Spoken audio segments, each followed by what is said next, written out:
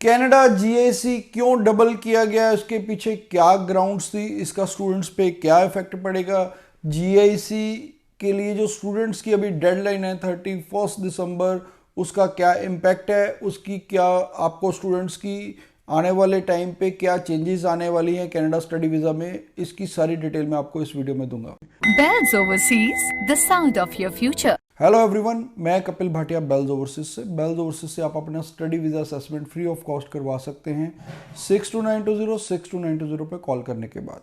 तो सबसे पहले कनाडा ने जीआईसी डबल क्यों की? क्योंकि वहाँ पर इन्फ्लेशन बढ़ा है, चीज़ों के रेट बढ़े हैं और पिछले कितने सालों से ये जीआईसी नहीं बढ़ा था, तो इसीलिए उसको उन्होंने बढ़ा दिया। वो लिको है एक कि उसका वो इंडेक्स बताया जाता है कि कितना खर्चा होता है साल का, उसके अकॉर्डिंगली ही उन्होंने ये फिगर निकाली है 20,635।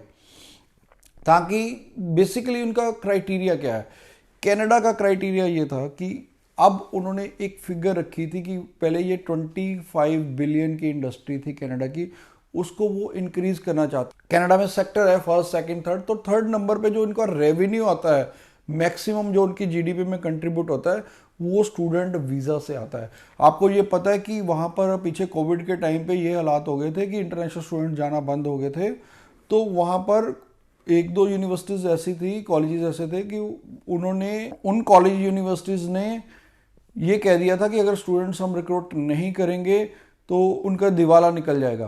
तो यहाँ तक बात हो चुकी थी, इसलिए जो कॉलेजेस है, यूनिवर्सिटीज़ है, उनको इंटरनेशनल स्टूडेंट्स से ही रेवेन्यू आ रहा है। डोमेस्टिक स्टूडेंट्स की तो फीस 1/3 भी नहीं होती, वहाँ से तो उनके खर्चे भी नहीं पूरे होते। ये जो सारा कमाई है वो इंटरनेशनल स्टूडेंट्स से ही है उनको। तो ये 25 बिलियन की इंडस्ट्री है कनाडा की। अब कनाडा का क्या हुआ कि इन्होंने पीछे फिगर बढ़ाई कि हमने इस इंडस्ट्री को आगे, उन्होंने अपना एक टारगेट फिक्स किया कि सपोज उन्होंने 30 बिलियन सोचा होगा कि 30 बिलियन तक लेके जाना है, तो उसके लिए उन्होंने सोचा कि हमने नंबर ऑफ स्टूडेंट्स को ज़्यादा वीज़ा देना है। तो लेकिन उनके कहीं ना कहीं नंबर्स पूरे नहीं हुए। अब आपको पता है कि इस टाइम पे कितने वीक प्रोफाइल्स के भी वीज़ाज आ रहे हैं, इवन 5.53 मॉड्यूल में भी वीज़ा आ रहा है, 6 ओवरऑल और 1 मॉड्यूल में 5 पे भी इवन आ रहा है वीज़ा, PT60 पे बहुत सारे वीज़ाज आ रहे हैं। उसका कारण ही ये है कि वो नंबर ऑफ स्टूडेंट्स को बढ़ाना चाह रहे थे और रेवेन्यू बढ़ाना चाह रहे थे बेसिकली। अब उन्होंने जीआईसी डबल क्यों की, ये क्रक्स ऑफ द स्टोरी है। उन्होंने कहा कि अब हमें ये नहीं होना चाहिए कि इस चक्कर में हम वो स्टूडेंट्स भी ले लें जो वीक हैं या लो प्रोफाइल वाले स्टूडेंट्स हैं।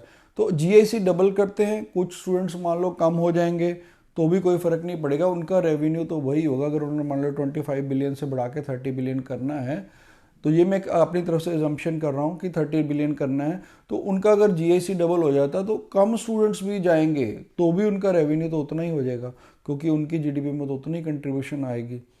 जो भी बच्चा जाएगा यहीं से जीआईसी डबल करवा के जाएगा। तो अगर मान लो पहले 100 स्टूडेंट से $10,000 जा रहा था, तो अब ये देखिए कि वही 100 स्टूडेंट्स डबल से भी ज़्यादा पे करेंगे। तो वैसे तो इनकी जो फिगर है, पहले 4.5 लाख स्टूडेंट्स जाते थे, अब इन्होंने 9 लाख के करीब रखा कि हमने 9 लाख स्टूडेंट्स को वीज़ा ग्रांट करना है। लेकिन अब अगर उसमें से कुछ कम भी हो जाएंगे तो भी कोई फ़र्क नहीं पड़ेगा, इनका जो टारगेट है वो पूरा हो जाएगा।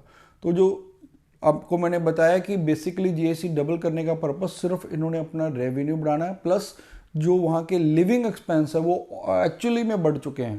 तो जैसा कि आपको पता कि वहाँ पर ग्रॉसरी है वो भी रेट बढ़ चुके हैं, अकोमोडेशन का रेट बढ़ चुका है, तो एक्चुअल में भी वहाँ पर खर्चा बढ़ चुका है। तो वो चाहते हैं कि वो जेन्युइन स्टूडेंट्स ही आए, बोनाफाइड स्टूडेंट्स आए, ताकि उनको वहाँ आके कोई प्रॉब्लम ना फेस करनी पड़े स्टूडेंट्स को। तो इसी तरह अगर आपको कोई भी और क्वेरी है, क्वेश्चन है, आप नीचे में कमेंट कर सकते हैं, हम हर क्वेश्चन का आपको आंसर देंगे या हमारे हेल्पलाइन नंबर पे कॉल कर सकते हैं। Thanks for watching.